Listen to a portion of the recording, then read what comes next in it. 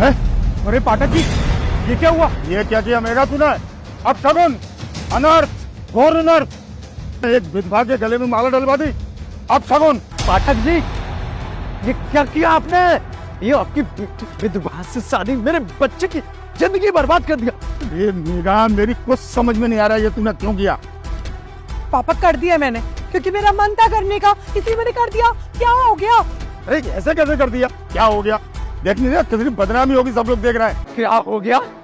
अरे मेरे बेटे की पूरी जिंदगी बर्बाद कर दी। शादी किससे होनी थी, तुमने विधवा के गले में माला डलवा दी। अंकल जी, जिंदगी तो आप खराब कर रहे हो, एक नहीं दो। आपको तो जैसे कुछ पता ही नहीं है। पापा को तो ठीक है, सच में कुछ नहीं पता, लेकिन आपको तो सब कुछ पता है ना। आप जिस लड़के से मेरी शादी करवा रहे हो, एक बार उससे कभी बैठ के बात करी आपने? आपका ही तो बेटा है, पूछ तो लेते कि वो मुझसे शादी करना चाहता भी है कि नहीं चाहता है, और आखिरकार वो शादी करना किससे चाहता है? कैसी बातें कर रही हो बेटा तुम? ये मेरा बेटा है, मुझसे ज्यादा किसको पता होगा? यही तो, आपको अपने बेटे के बारे में कुछ पता ही तो नहीं है। आपका बेटा ना तो मुझसे शादी करना चाहता है और ना ही मुझसे प्यार करता है। वो जिससे प्यार करता है ना, उसके मैंने गले में माला डलवा दी है। बेटा ये बहू क्या बोल रही है? जिसे मैं अपनी बहू बनाने जा रहा था और तुम इससे शादी नहीं करना चाहते हो? हाँ पापा जी, आपको कुछ पता ही नहीं है।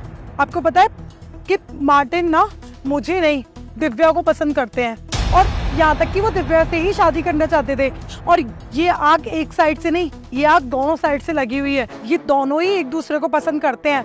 मुझे ना ये चीज का ना अंदाजा लग गया था, शक तो हो गया था मुझे, लेकिन उस दिन मैंने इन दोनों को कैफेटेरिया में पकड़ लिया, और उसके बाद में जब मैंने दिव्या से सब कुछ पूछा ना, तब उसने मुझे सब कुछ सच बताया कि मार्टिन ना तो मुझसे शादी करना चाहते हैं और ना ही मुझसे प्यार करते हैं। वो सिर्फ और सिर्फ दिव्या से शादी करना चाहते हैं, और उनके पापा उनके ऊपर प्रेशर बना रहे हैं। अंकल जी को जाकर ना मार्टिन ने सारी सच्चाई बताई थी, लेकिन अंकल जी ने ना ये बोलकर उनको आगे नहीं आने दिया कि वो एक विधवा लड़की से शादी करने जा रहे हैं। क्या समाज में इज्जत रह जाएगी? पूरे समाज में उनकी नाक कट जाएगी। बोलो ना, तुम चुप क्यों? हाँ मेघा, आप ना बिल्कुल सही बोल रही हो। अब मैं कब तक चुप रहूंगा? मेरी चुप्पी ना किसी की जिंदगी खराब कर देगी। ना तो मैं चैन से रह पाऊंगा, ना रह पाएंगी ये, अगर मैंने तुमसे शादी कर ली तो। पापा ये ना बिल्कुल सही बोल रही है। मैंने ना दिव्या को पसंद किया था, पहली बार में देखा था, पर मैंने आपसे कितनी बार बोला था पापा मुझे उनसे शादी नहीं करनी है, मेघा से, मुझे ना दिव्या से शादी करनी है, पर आपने मेरी बात नहीं मानी। आपने मुझे बहुत दबाया। तो ये सारी बात ना मैंने मेघा को बताई थी। इन्होंने ना मेरी शादी कराने में मेरा साथ दिया। चुप कर, बकवास कर रहा है। शादी कराने में साथ दिया? अरे हमारी समाज में क्या इज्जत रह गई? अपने शौक पूरे कर रहा है, या हम अपनी समाज में अपनी मान प्रतिष्ठा देखेंगे? पापा अपनी बकवास बंद करो। आपके शौक के चक्कर में और आपकी मान मर्यादा के चक्कर में ना तो किसी की जिंदगी बच रही है ना, तो वो बचा लूंगा मैं। वैसे भी उनकी जिंदगी खराब हो गई है, अगर मेरी वजह से उनका घर बस जाएगा तो क्या जा रहा है इसमें? किसी बेचारे का भला तो होगा। भगवान ना मेरे लिए खुद अच्छा सोचेंगे, क्योंकि मैंने ना किसी का जिंदगी भर साथ निभाया। अरे चुप करो, जिंदगी भर साथ निभाया। दिव्या, ये सब क्या चल रहा है? तुमने मुझे आज तक नहीं बताया। कैसे बताती पापा, कभी आपने उसको मौका ही नहीं दिया। माना कि उसने एक गलती कर दी, तो उसका मतलब ये थोड़ी ना है कि आप जिंदगी भर उसके प्रति अपने दिल में नफरत लेके बैठे रहोगे। और जो मुझे सही लगा मैंने वही किया। मैं नहीं चाहती कि किसी की जिंदगी खराब हो। अंकल जी, दुनिया और जहान की परवाह है आपको, लेकिन अपने बेटे की परवाह नहीं है आपको। माना कि ये विधवा है तो गलत क्या हो गया? विधवा शादी नहीं कर सकती क्या? जब आदमी की वाइफ की डेथ हो जाती है तो वो दूसरी शादी कर सकता है, तो फिर एक लड़की क्यों नहीं कर सकती है?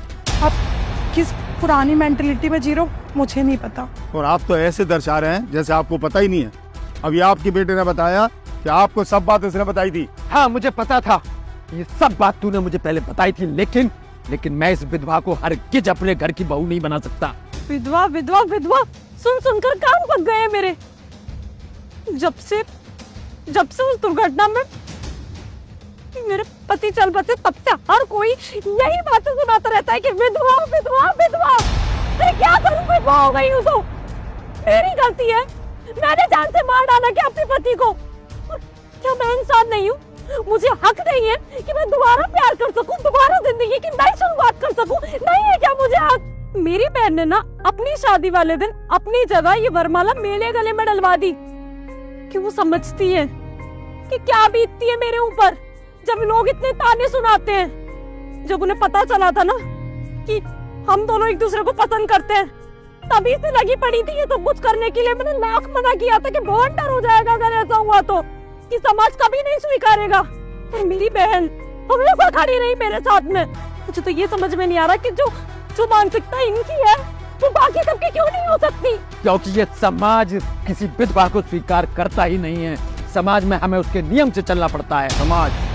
समाज नहीं, तुम जैसे तकियानूसी लोग स्वीकार नहीं करते हैं, जबकि तुम्हारे बेटे ने सब कुछ बता दिया था।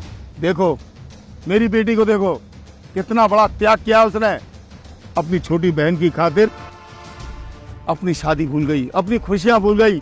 अपनी छोटी बहन जो एक छोटी सी उम्र में विधवा हो गई, उसकी खुशी की खातिर उसने अपनी खुशियां कुर्बान कर दी। अरे लानत है तुम पर, अपने बच्चे की खुशी नहीं देख सकते। पापा रहने दीजिए, मैं बस आपसे इतना ही बोलना चाहती हूँ कि अगर आपको लगता है ना कि ये सही मौका है अपने प्यार के लिए आवाज उठाने का और कुछ कर दिखाने के लिए, और नहीं चाहते हो ना कि जिंदगी भर खुद को कोसते रहो, मेरी जिंदगी खराब हो, प्लीज अब जो तुम्हें सही लगे ना वही करना। मैंने सोच लिया मेगा, मैं ना शादी इन्हीं से करूंगा। और रही बात समाज की, पापा मैं समाज के बारे में बिल्कुल भी नहीं सोचूंगा, क्योंकि मैंने प्यार किया और प्यार को निभाऊंगा भी मैं ही। और हाँ, आपके घर में ना मैं कदम नहीं रखूंगा, मैं ना बाहर जाके रह लूंगा। हम शादी करते हैं। पंडित जी आप ना तैयारी कीजिए, और आपको यहाँ पर आशीर्वाद देना है तो दीजिए, नहीं तो आप चले जाइए, कोई नहीं रोकेगा आपको। दामाद जी हम आपके साथ हैं, देखते हैं समाज क्या कहेगा। चलिए पापा।